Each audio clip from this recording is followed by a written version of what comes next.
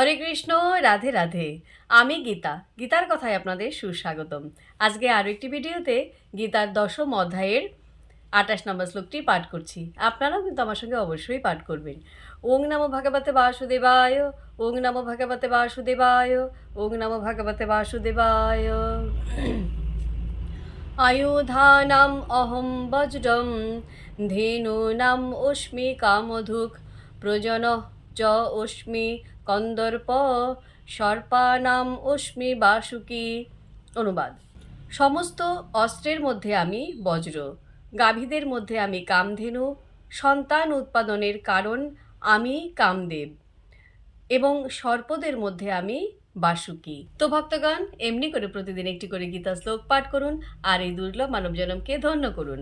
আর আমাকে কমেন্ট করেছেন সুশান্ত দাস অধিকারী। রাধে রাধে, আপনাকেও রাধে রাধে। হরি বল।